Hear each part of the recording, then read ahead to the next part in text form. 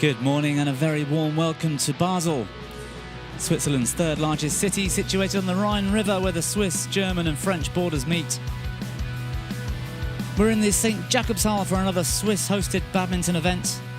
Hello, I'm Bobby Griffin and welcome to the Total BWF Badminton World Championships 2019. It's finals day. And on court number one, we've got two para-badminton finals taking place this morning before the World Championships gets underway later. First up, it's the SU5 women's singles, a widely anticipated final between two of the world's best. The world number one, the world champion, Ayako SUZUKI from Japan. And she's up against Yang Qiuxia, the world number three from China.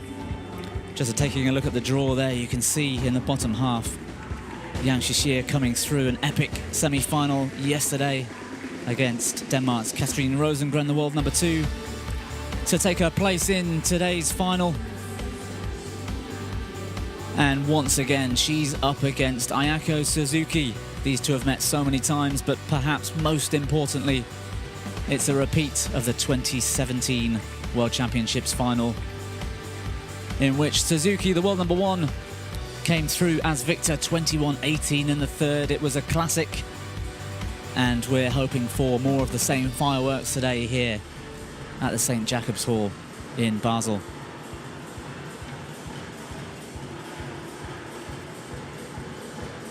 So these two going head-to-head in the world rankings at the moment, and it's a crucial period in para-badminton history as we look forward to the Tokyo 2020 Paralympic Games next year. As the players make their way out to court right now, I'd like to introduce my friend and colleague, my co-commentator here this morning with me from Team GB, England's world number two in the SS6 men's singles, Kristen Coombs. Kristen, good morning. Good morning, Bobby. It's great to be here.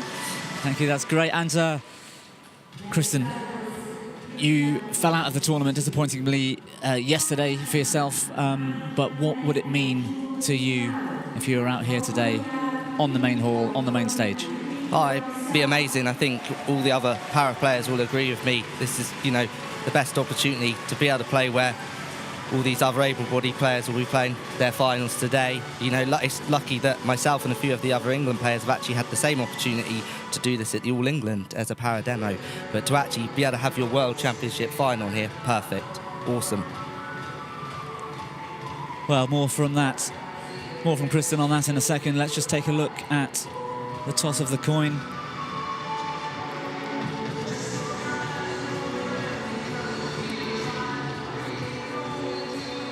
It appears Yang Qiuxia from China won the toss and elected the side of the court nearest us, the bottom of your screens at home. She's in the black jersey. Ayako SUZUKI of Japan in the red strip on the far side. So this is Ayako SUZUKI, 32 years of age, from Saitama in Japan. Current world champion, current world number one. And she leads the race to Tokyo in the Paralympic rankings at the moment, which is the all-important target for this year for many of these competitors out there. She's up against it today, though, against this lady, Yang Qiuxia.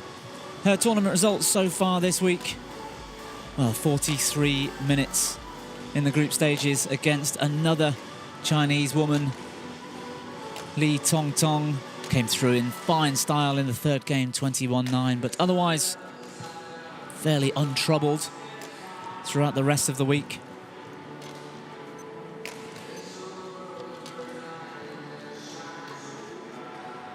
But one player that will be giving her a lot more trouble today is this young lady here, Yang Qiuxia, the 21-year-old from Guiyang in China.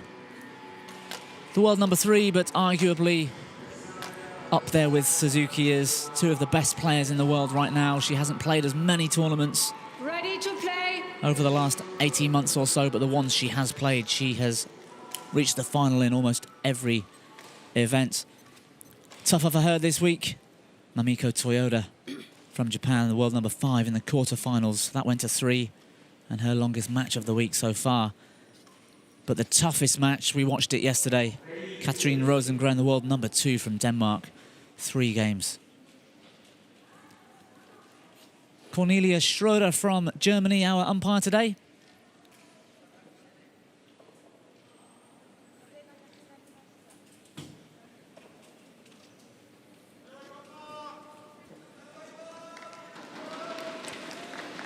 So, Kristen, you've been at almost every... Ladies and gentlemen, on my right, Ayako SUZUKI, Japan.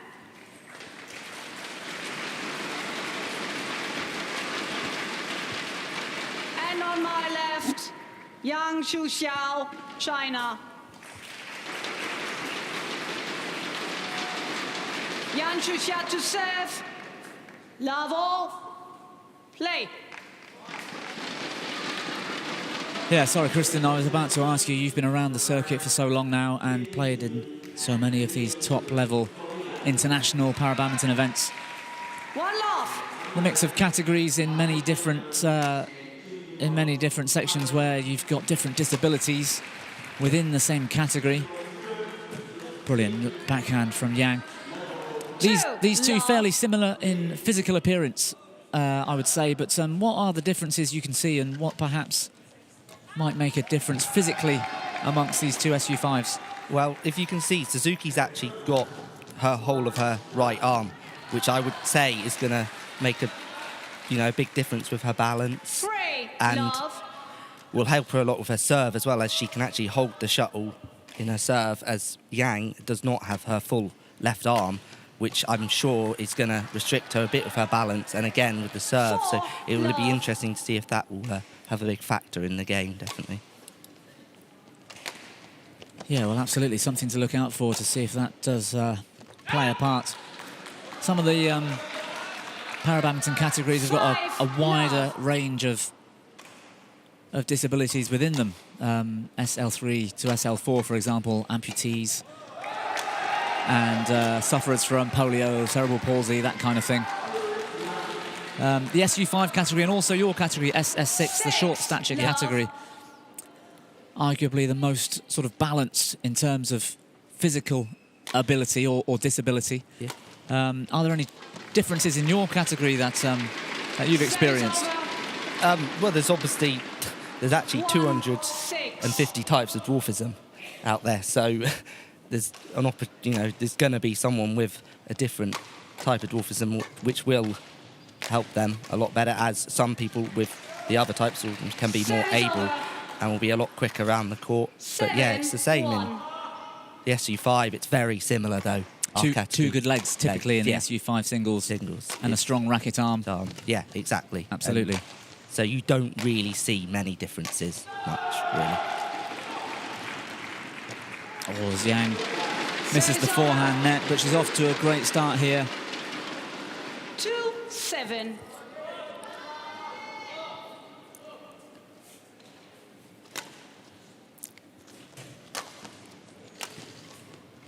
I don't know if you've followed the SU5 game that closely when you're at tournaments, Kristen, but obviously these two have had some classics in the past. That World Champs final was so close 2 years ago, but since then, Yang seems to have come out on top in the last couple of events. These two have met in Turkey and in Dubai.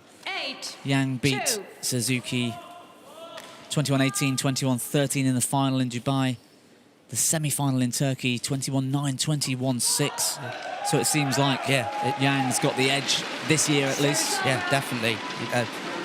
She's has made a big improvement since the last World Champs in 2017, where she narrowly only missed out as well, which obviously has driven her to become better and better this year, and has done it in the most important year as well for the Tokyo Paralympics qualifying. Yeah, absolutely. And Katrine Rosengren as well, the top Danish SU5 player. She's current world number 2. She narrowly went out yesterday to Yang in the semi-final. It was a great semi-final. I'd argue Rosengren was on top for the first 2 games, but it was so close and went to 3. But Yang just seemed to have that mental edge. Yeah. Yeah, these three, all of them, Rosengren, Suzuki and Yang, have all had battles this year and in the past as well. And it's great to see that in lots of the different categories, that there's a good group of players that all have loads of battles against each other. 5-9.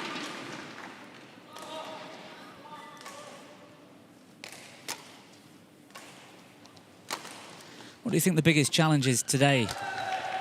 In terms of, we've been playing in Jakobshall Hall number 3, the standing events. We've also had the wheelchair matches taking place in hall number 2.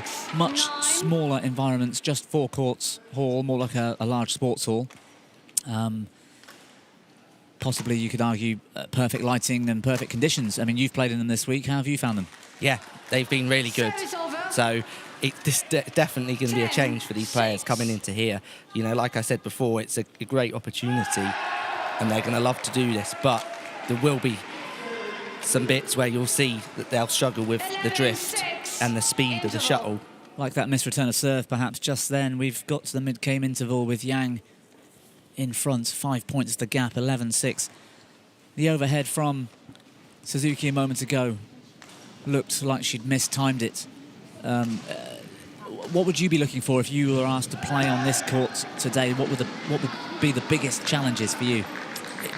It'd be the speed, I think, because speed of the shuttle. Yeah, the smaller hall, it's going to be a lot quicker, especially with the heat here and how hot it is, and that's how it's been. I'll say. And so in here, when it's such a big arena with, you know, different lights and everything, but yeah, the speed of the shuttle, I think, would definitely be a big factor.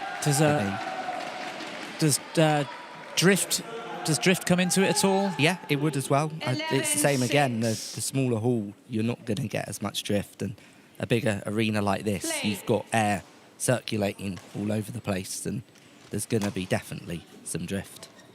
You've played in arenas like that on a few occasions, I remember. 12-6. Exhibitions at the All England, for example. How have you managed those? The first few points are always tough, that's the one, but once you get your eye in, you know, we train day in, day out with this, so once you get used to it, you can deal with it, definitely. But there are some players who will struggle definitely more than others, which, you know, so far I haven't seen much from these two actually, really, which is great to see that this final hasn't been. No, absolutely. Clean winner there from Ayako Suzuki, the left-hander. Forehand cross slice.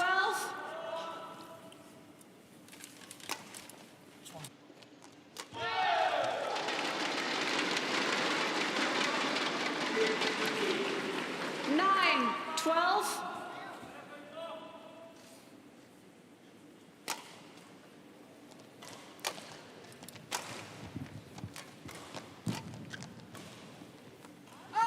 Well, that one's gone long. Service over. 13-9. Big high serve from Suzuki and from Yang at the moment. It's more like... Oh, what a net spin. Wow.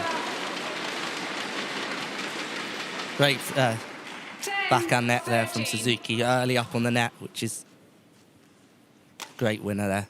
Awesome.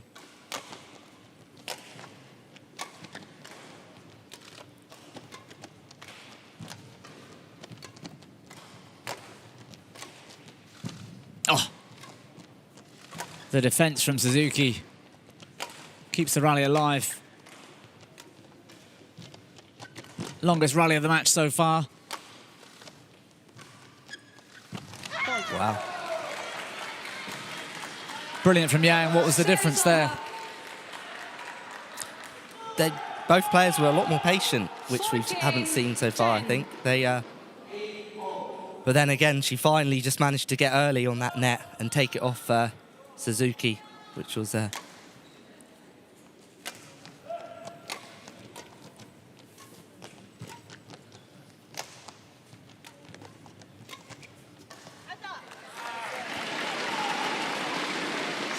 over. 11-14. That forehand lift wide, and Suzuki back to within 3 points. She's just clinging on to the coattails of Yang at the moment, who's held a small lead throughout the opening game.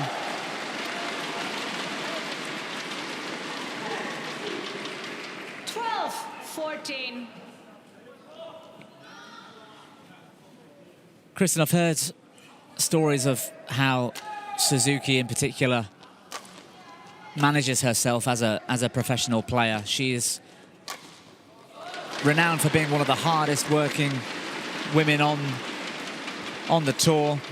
She sets such high expectations of herself and trains so hard. I mean, we see her in international arenas when she's warming up for matches. She's out there so early, and her warm-ups look like they are a competitive match. She puts in that much effort.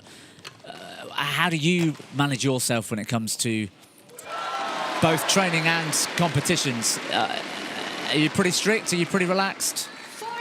I have a mixture. I think I like to keep focused on it, and yeah, I've got a very good warm-up that I keep the same one, you know, every match, every warm-up day as well, and I try and keep to the same routine as soon as I get here and throughout the whole tournament, which I think a lot of players do, the top players, to make sure they are, you know, focused all the time and making sure they're warm.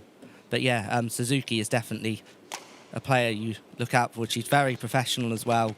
She often, you can see she actually takes a lot of time to herself often as well. Oh, right. Yeah, you don't always see her in the hall much as well. So yeah, it's you see that a lot in some para players love to hang around and socialise and watch other games, but Suzuki's definitely one of those ones that I think is very, very focused on her goal here, you can see.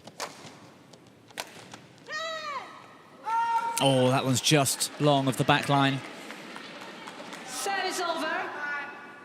16-15.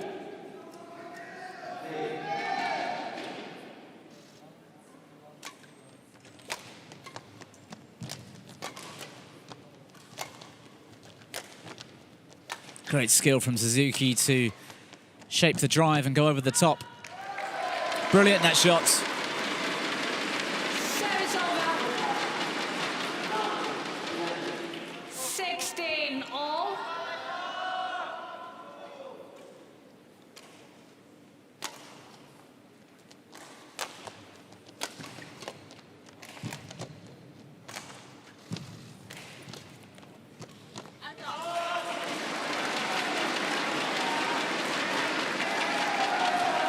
And Suzuki watching that one go wide. 17-16.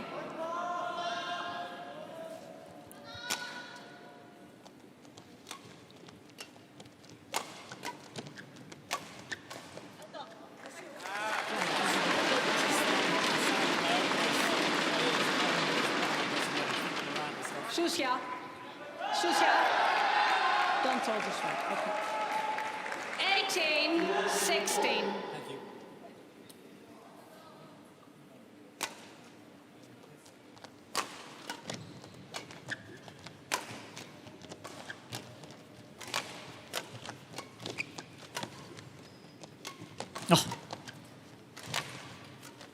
Oh, brilliant rally.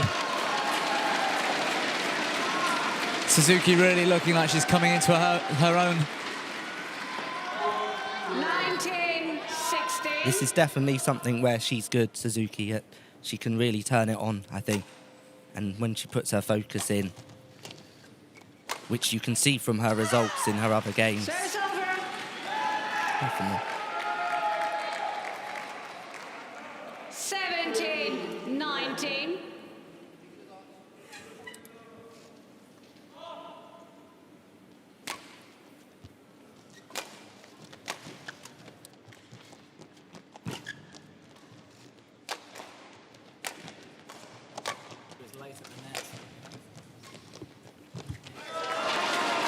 Service over.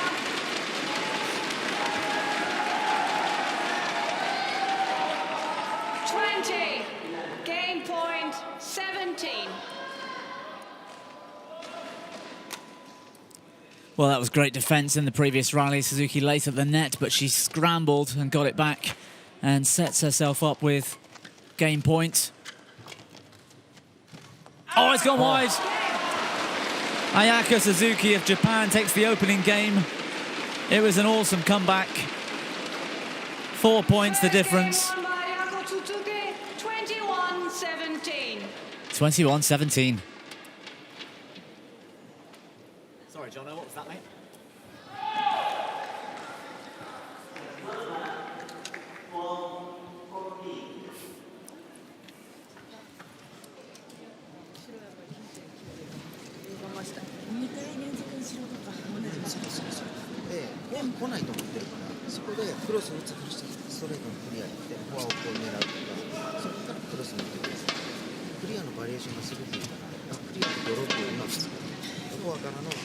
Well, thirsty work out there. Ayako Suzuki taking on large mouthfuls of water. She's really given this everything and somehow came back in that game. She was behind all the way till 15 all or so. Yeah, and like I said before, I think that is one of her strong points there in her game. Is she's very good at just turning it on right at the end or when she needs to. And I think it's, you know, it's like her warm-up. It's so professional and so focused that I think she can bring that into her game as well. And it's great to see that she can be like that. It is great to see. Like I said earlier, her two last performances against Yang Qiuxia, straight games and fairly low numbers, you know, 21-9, 21-6 in the Turkish semi-final. That's an absolute disaster from the Japanese perspective to take the first game in that sort of style. Yeah, brilliant. Yeah, that's not scores we'd be seeing in these two. It's, you know. Maybe there was a problem. Well, yeah, we don't know. I don't know myself as well, but yeah.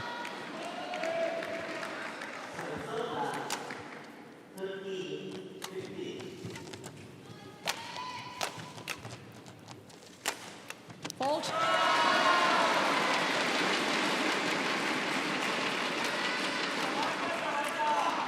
One love.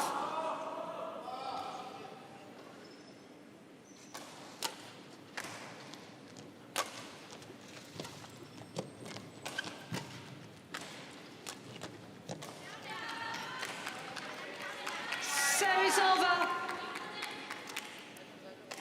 1-all.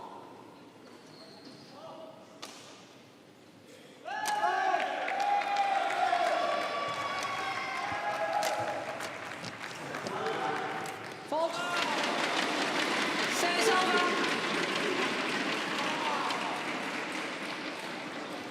2-1.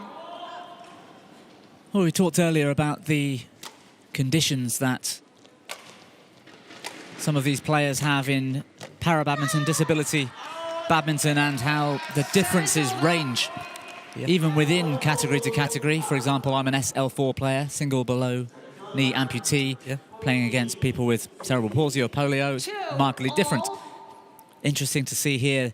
You can clearly see Ayako Suzuki's right arm impairment, and it looks congenital to me. It looks like it's something from birth. Yeah. I think it's fair to say we're right on that nature.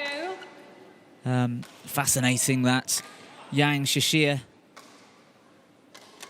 missing that left arm, which was amputated when she was younger. Turns out she was bit by a snake. Wow. And had to have the arm amputated, which is pretty scary stuff. 4-2.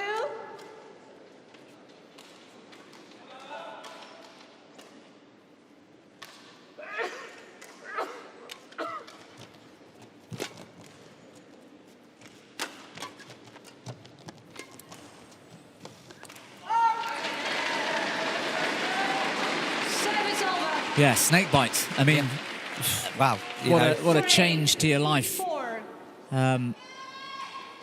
I'm a single below knee amputee, and I must admit I tell stories to my neighbours' kids and stuff when I'm out washing the car and they see the leg. I'm in a pair of shorts, and they ask what it was, you know, I always talk about how I wrestled a crocodile or was bitten by a shark. But to actually be a para-badminton athlete, top of your game, and to have experienced something like that, amazing.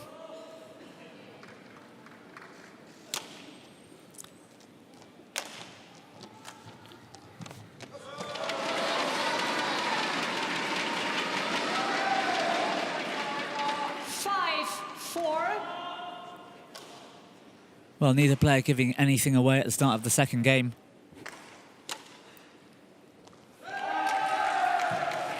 The change of ends, Kristen, I mean, I'm pretty sure we saw that Yang won the toss and she elected the end. Rather than the serve or a turn of serve, she elected the end. 6-4. Why would a player do that? To do with drift, usually, definitely. Often one end could be faster than the other. And she's obviously gone out there before and had a knock-up with her coaches and realised which end she prefers, maybe, and whether the game could potentially go to 3 and whether she'll be on the strong end at the end, the last game, which is what you want. So she's obviously worked something out in her knock-up, sorry. So that's...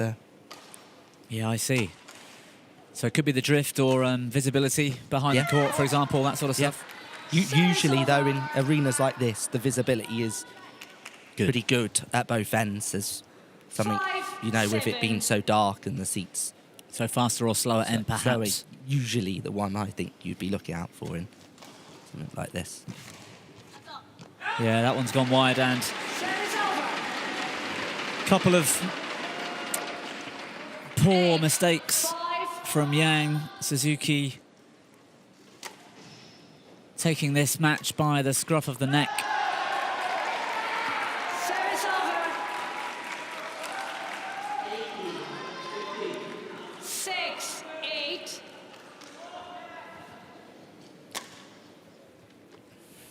Oh, she was going to leave that, Suzuki. Yeah. Hold. That's a great example of the drift there, potentially. You know, that shuttle's probably just wobbled a little bit in the air and she's just lost it, maybe in the light even. Yeah. And that can change such a big thing because it suddenly comes down on you and you think, do I leave it or not? And then Yep. it's That that little last bit of indecision. And that, in my mind, was a crucial point for Suzuki. She got beat by a straight drop a moment ago, and then she left one that was going to land in. She took it and was out of the rally. Her head, for me, has just dropped in concentration levels very slightly. So Yang needs to sense that and make sure she capitalises. 10-7.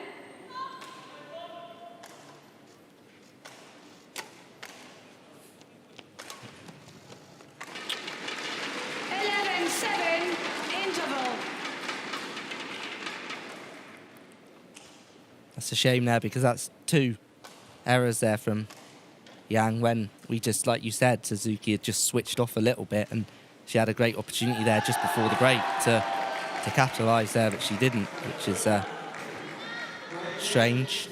It is, and it's Suzuki with the lead at the mid-game interval, 11-7.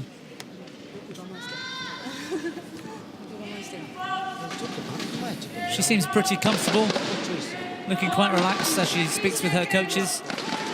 20 seconds. Thank you, coach. Coach, thank you.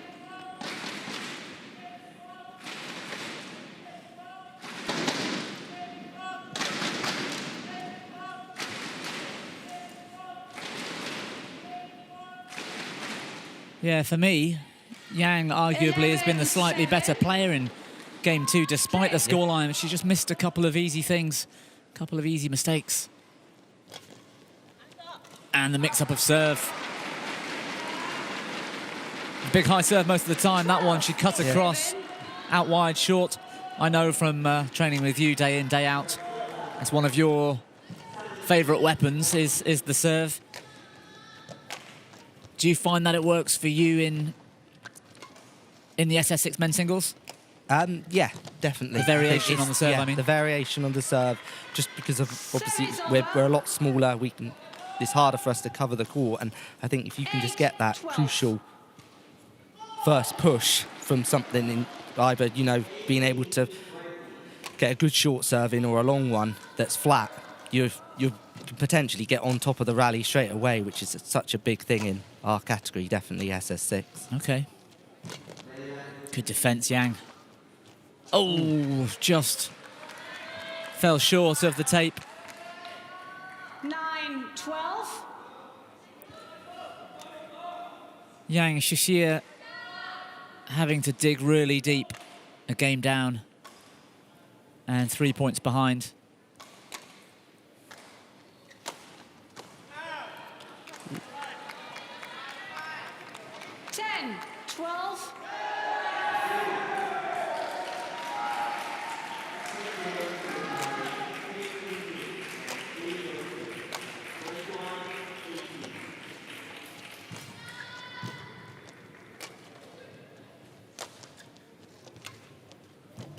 Great accuracy from Suzuki. Oh, and then commentator's curse. She goes and misses the net shot, but those lifts into the rear corners, perfect height, I'd say, and yeah, really deep into those corners. Yeah, perfect. Like, it was almost too easy, that net shot. Yeah, I think it probably just caught her off a little bit by surprise that she just got there too early and.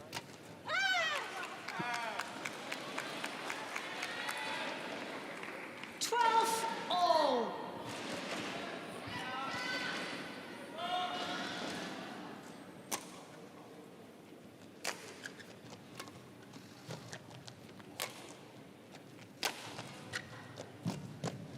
Oh, desperate defending, but a great follow-up from Yang. 13-12.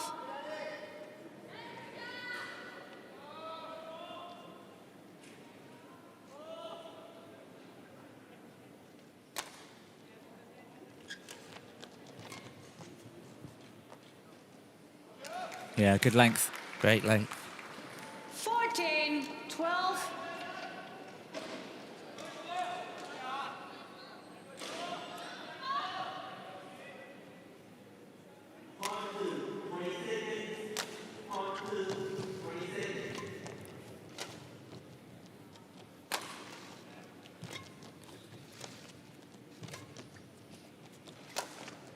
Oh, it's gone wide.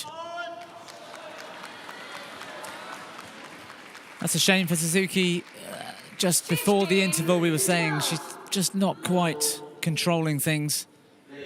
And she's given away a couple of cheap points and allowed Yang back into this game, really. What a turnaround. Yeah. Yang's really put her foot down here and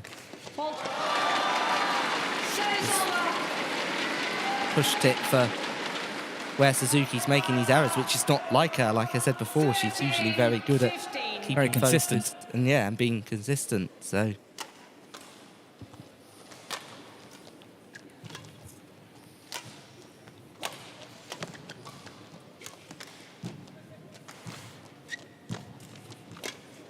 wow, great net spin there. Service over.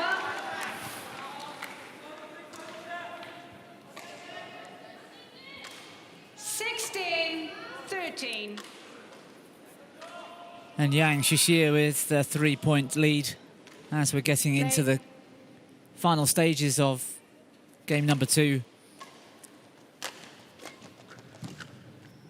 Oh, and Suzuki's missed another. She's struggling at the net. 17, Yeah. 13. She seems happier in the rear corners at the moment, Suzuki. What is it? Do you think it's a fear of giving away the net to Yang? Is it that Yang's that good at the net that Suzuki's it losing confidence? Potentially could be that obviously the Japanese have done some video analysis over the last few days and 18, 13. seen where Yang is strong and it potentially could be at the net, and I think so Suzuki's obviously worried to give her the net.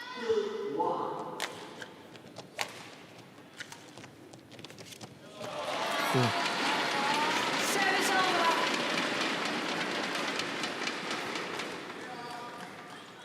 14, 18.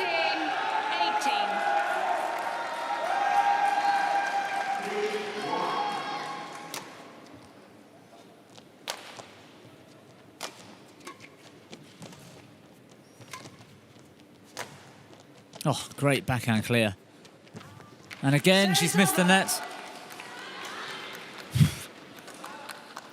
19-14. If you were Yang, would you be trying to play net more often? Yeah, I would be.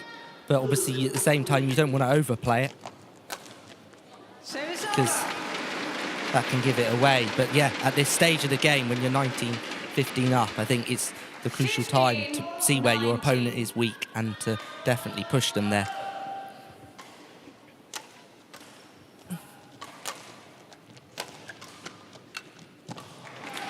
Well, there you go. She looks up at the lights. Lights, drift or lights. Either way, she wasn't happy with that overhead. Lights there, definitely.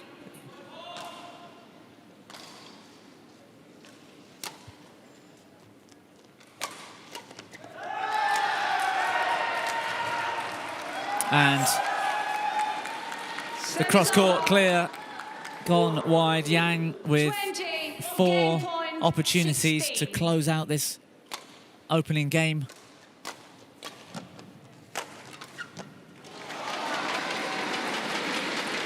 Well, first one saved by Suzuki.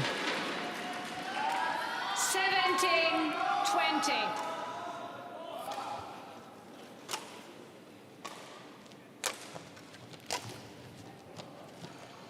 And it's gone long. Yang takes game number 2. And for the neutral, it's everything we hoped it would be. It's another third game decider between these two, which we haven't seen between them since 2017 in that World Championships final. Go on, give it a call. Which way is this one going? Well, from the last end of that game, I'm going to go with Yang, I think. Suzuki looked like she was, like we said, was struggling at the net. And it'll be interesting to see, though, because, like I said before as well, Suzuki, she's very strong and good at coming through. And so, you know, can she do that at the beginning of this third game and switch it on?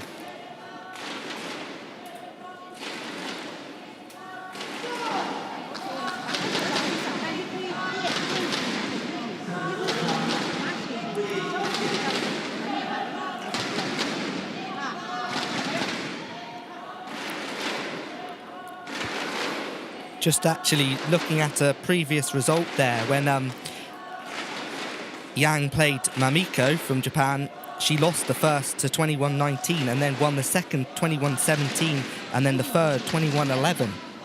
So that's an interesting thing there, that maybe she is very good at coming through on that third game. Well, we saw it yesterday, in fact, against Catherine Rosengren. I'm pretty sure Rosengren took the first.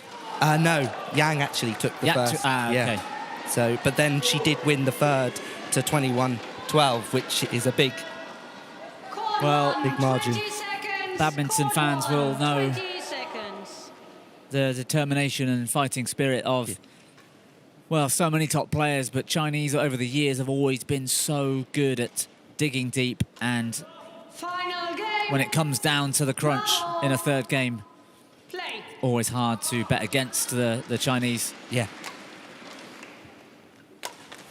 However, as we said at the very beginning, Suzuki, one of the most determined players on court.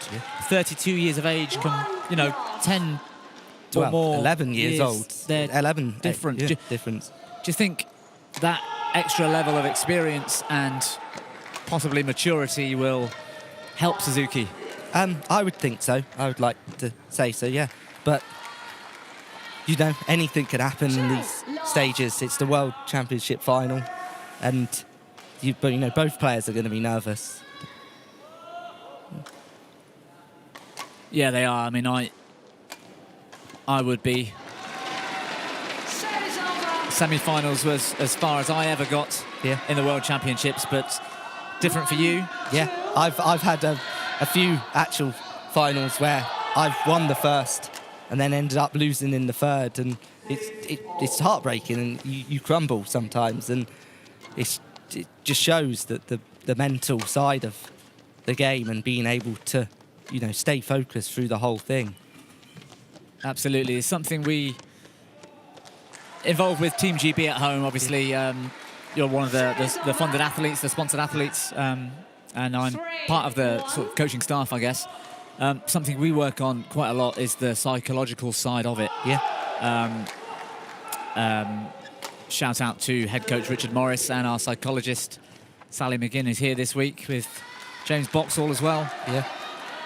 Coaching staff from GB. What goes into that side of things back at home, back in training? What sort of things do you go through to cope with the mental pressures of both international tournaments and matches, but also the ongoing nature of, the relentless nature of training?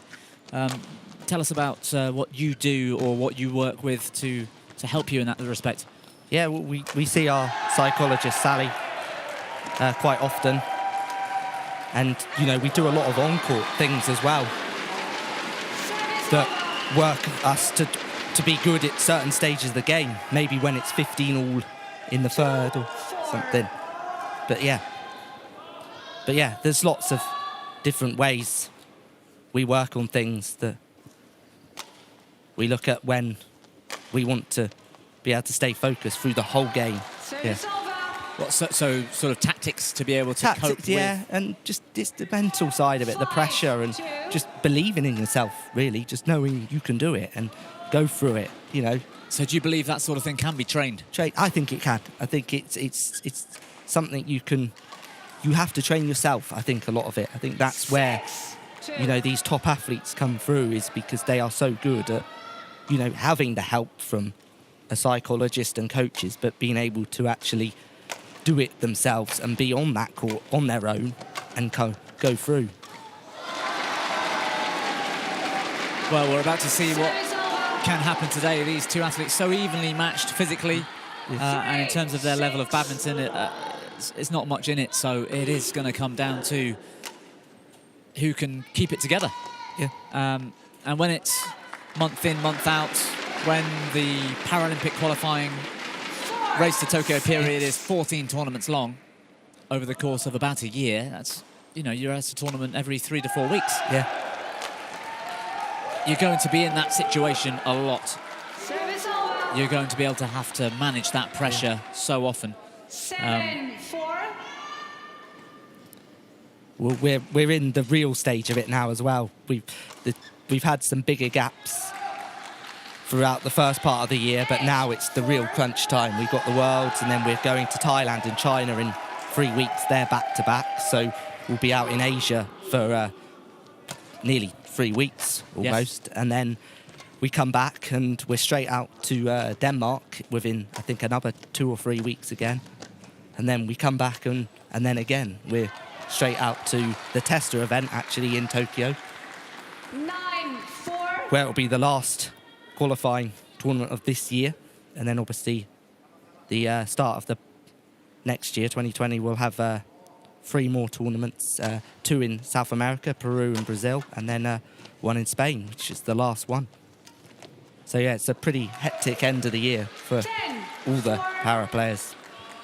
Well, it seems one of the aims of para badminton is to try to replicate as best possible what the able-bodied counterparts do and how they do it. That's an interesting topic, actually.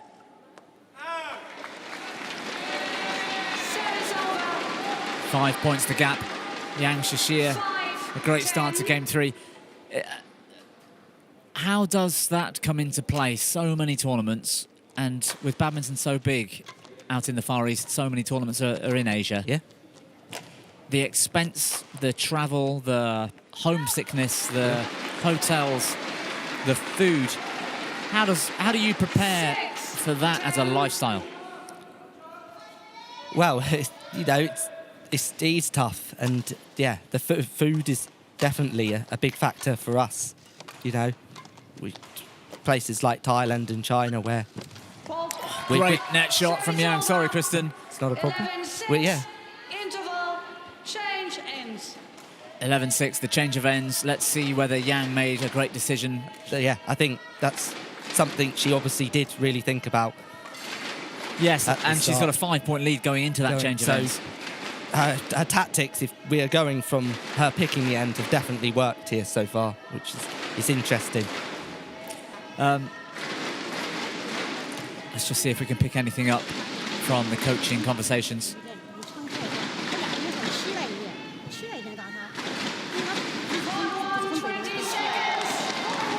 20 seconds.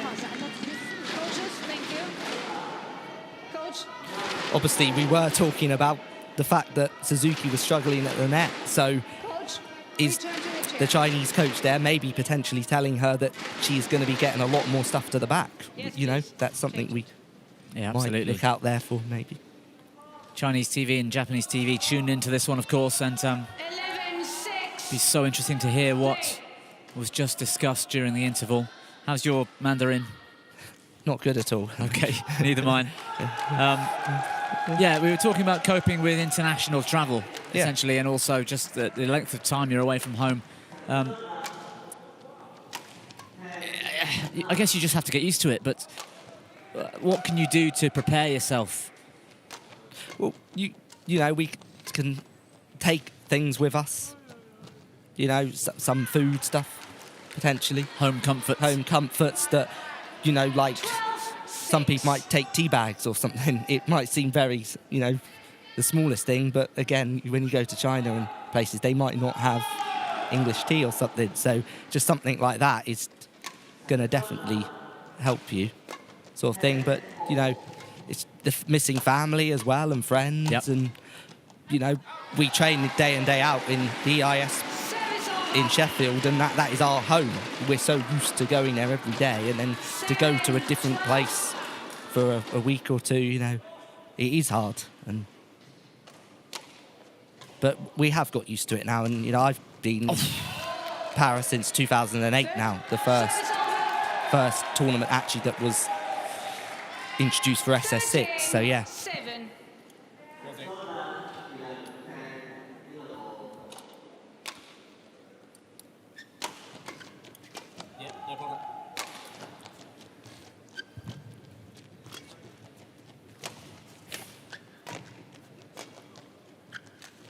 Oh, and Suzuki's missed. Well, Yang seems to have taken control of this match.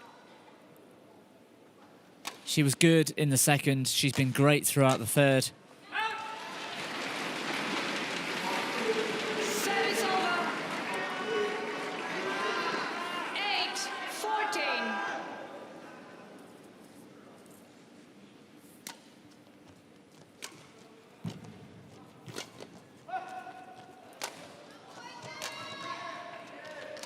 What does Suzuki have to do here? She's 6 points behind, and if it gets much further, Kristen, the pressure's going to be too much. Service over. At this stage of the game, what can you do to come back? 15-8. You've just got to keep going. You know, it's the mental side as well here. With 15. just believing you can still win, because you can. You know, anyone can come back from points, and, you know, it's Yang is still going to be just as nervous as Suzuki. You know, even though she's got a lead, it's not over yet. Service over. That was a great net shot. It caught the net 9-15. and gave her time to play that flat lift into Yang's forehand rear corner.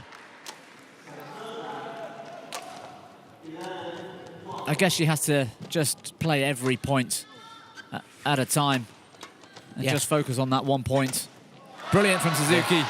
Yeah, she can't go too hard, or, you know, to push herself, because she is 5 points behind, and, you know, we're into the third game as well. Both players are going to be tired, and she's just got to keep in there and keep battling.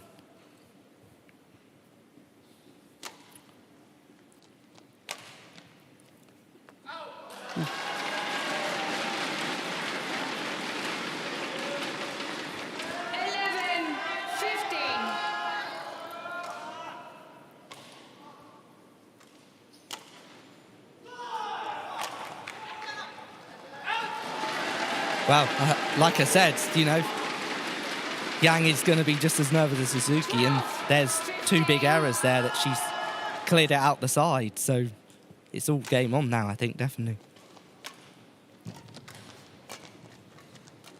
Oh, that was a poor choice. Service over. Yeah. late round the head and 16, under pressure. It's, 12. you know, you want to clear it out there if you can.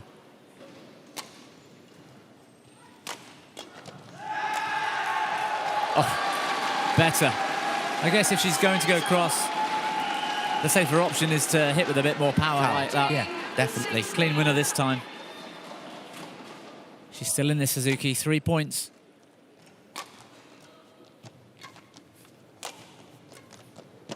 It's going wide. Ooh. 14-16. Well, Suzuki on a roll and quick with the serve. She's looking comfortable again.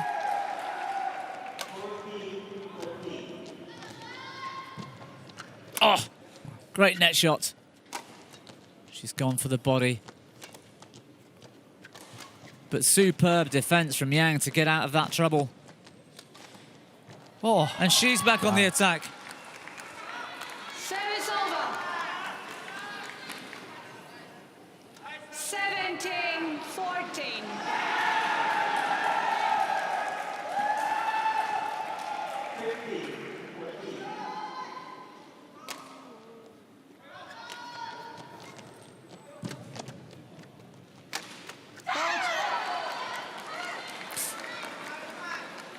Big smash there, straight at the body. 18-14.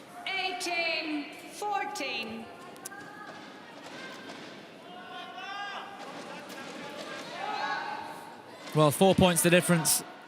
3 needed for Yang to take this World Championship title off Suzuki.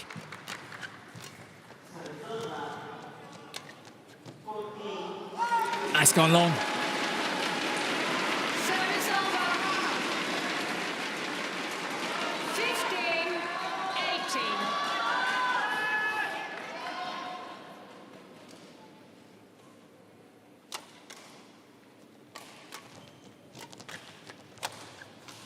Oh. Did that go over? Service over. Well, luck favours the brave sometimes. 19-15. Heartbreaking for Suzuki.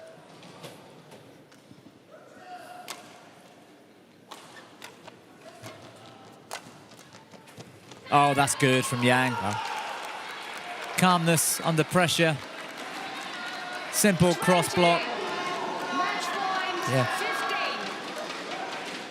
And it's Yang Qiuxia with match point. Yeah, she's got it. Wow. Round the head, sticks match, cross, winner.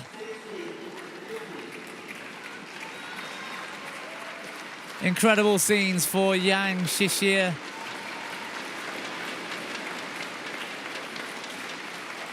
It was the 3-game classic battle we all hoped for. Match won by Yang Qiuxia. What a shot that was.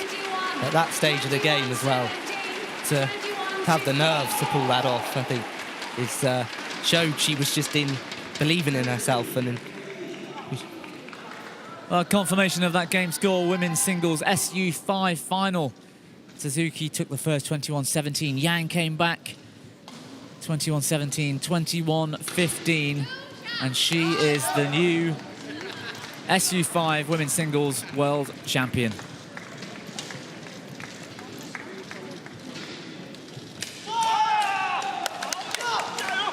Well, that was tough for Suzuki. But stay with us, we've got mixed doubles action coming up next on court number 1, standing event SL3 to SU5.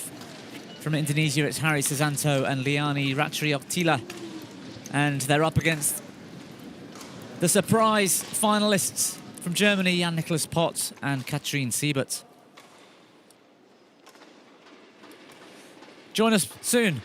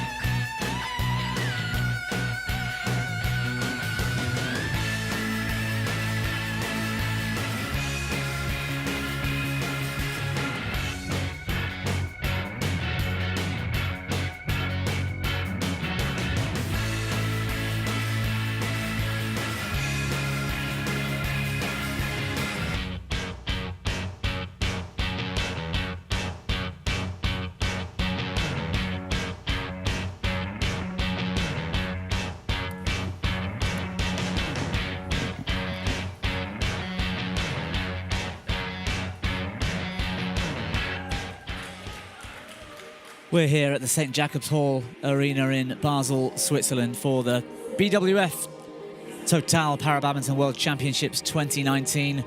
We're in the main hall. We're on court number 1 for the second of our standing finals.